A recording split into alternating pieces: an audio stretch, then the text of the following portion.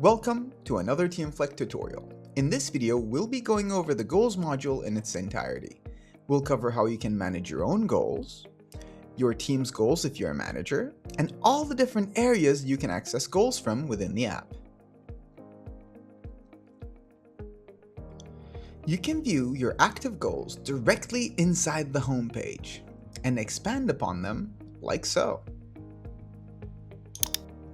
Since goal-setting terminology can be customized in Teamflect, you can see that the goals in this organization are referred to as objectives. And it is important to make the distinction between goals and tasks.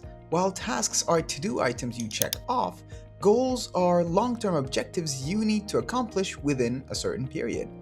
If you want to view all of your objectives, you can click View All, or you can head over to the Goals module by clicking Objectives on the left sidebar. Again, these names might be different depending on your organization's goal-setting terminology.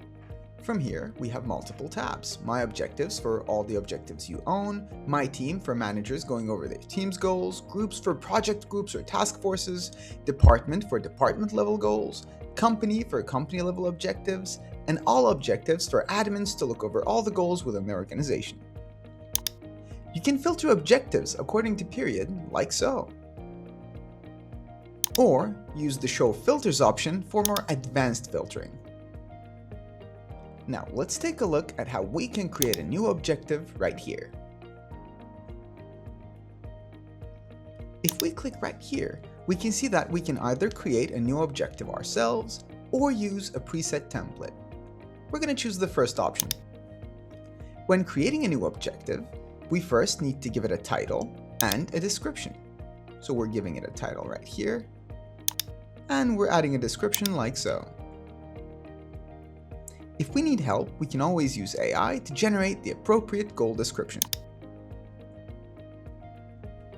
We then select an objective type.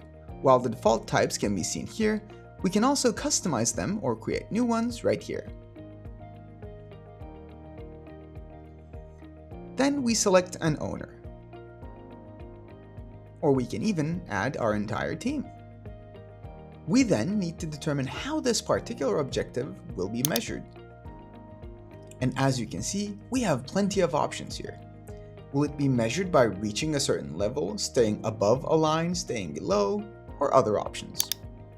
This is followed by choosing a metric for measurement, such as percentages, numbers, or currencies. Setting our target, followed by choosing a start and end date for this objective. We have the option to connect this one to a parent objective and give it a label. As you can see, we have plenty of preset labels for your goals and objectives. And we always have the option to customize an existing label or create your own.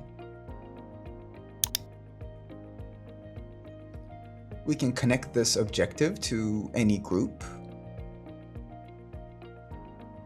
adjust a few visibility settings, and once we're done, all we need to do is hit Create. You can quite easily connect goal progress to an existing data source so it updates automatically. All you need to do is click Connect to Data Source. From here, we can connect this goal to an Excel file, Planner, Power BI, Power Automate, or another data source using an API key. Now, let's take a look at how goal setting works using preset templates. We're once again heading over to New Objective and selecting New Objective from Template. Through the left side of this pop-up, we can scroll through existing templates based on categories. Once we pick a category of our choice, all we need to do is select the template we need.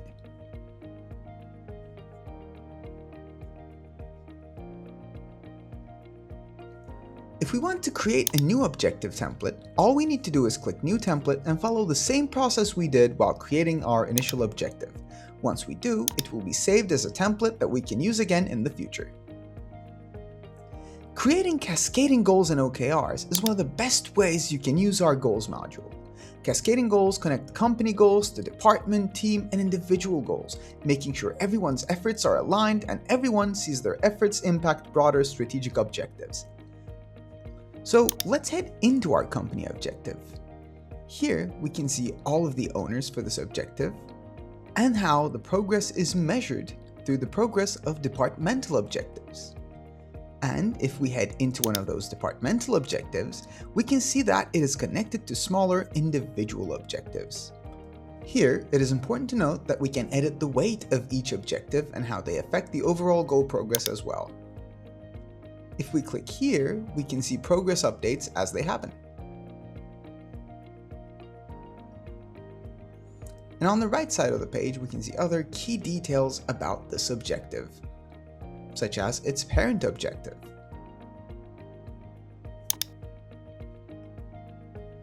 With quick access, we can make changes to all of our objectives through the main dashboard without having to open up each objective, like so.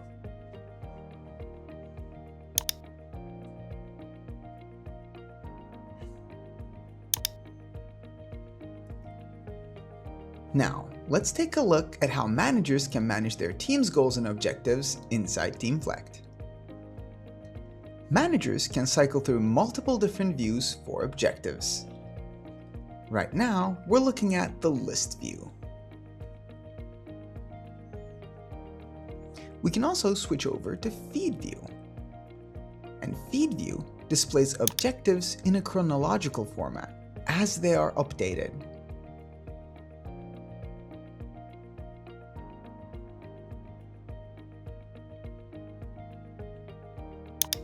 User view displays objectives based on their owners. This is a great way to keep track of who owns which goal. And last but not least, hierarchy or tree view allows managers to see objectives in the cascading structure that we discussed earlier. To see the cascading format in action, we're opening up the company objective and we can see the smaller departmental objectives, and under it are the individual goals.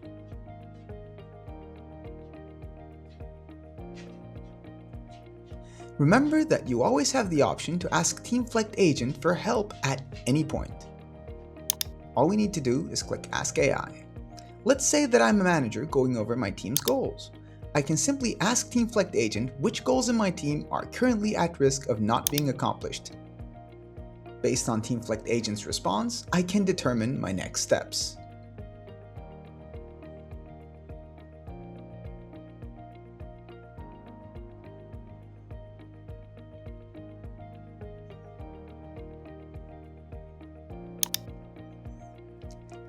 If I need to create goals or objectives for certain groups, I can use the Groups tab. I can either connect objectives to existing Microsoft Teams groups, or simply create a custom goal group. This is very useful if you're creating objectives for a cross-departmental task force or an overall project group.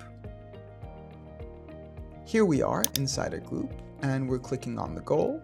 As you can see, the goal is connected to our selected project group. If we click Group Details, we can see all the members in this group or task force. Now let's take a look at all the different areas where you can access goals and objectives within Teamflect. We're starting off with user profiles. If we head over to someone's user page, like so, we can see all their objectives.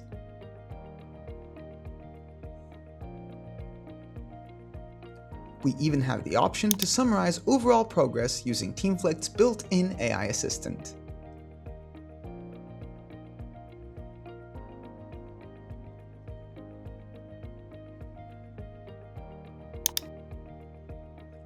As a manager, we can head over to the My Team tab from our home page and do the same for everyone on our team. Right here we can see everyone's overall progress, and once again we can summarize with AI. We can also see detailed reports about our team's goals and objectives right here. Once again, we have Teamflect's built-in AI assistant ready to help us at all times. Goals and objectives can also be viewed inside meetings with Teamflect. If we head into a group meeting, we can see the goal progress of all the meeting participants. And we can even focus on each individual participant, or see them all right here. We can also view goals inside ongoing Microsoft Teams meetings. Let's join one.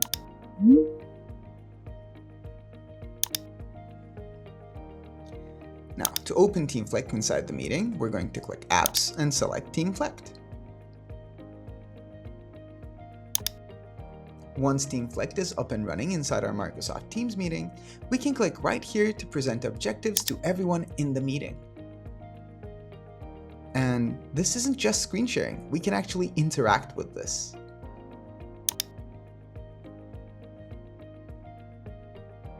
Last but not least, we can view goals inside Teams chat. Goal owners receive automated goal check-ins in the form of adaptive cards, and they can update their goal progress without ever having to leave Teams chat.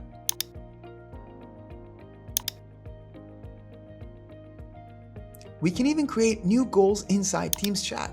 All we need to do is click the plus icon, select Teamflect, and then select New Teamflect Goal. But that about brings us to the end of our tutorial. We hope you found this helpful.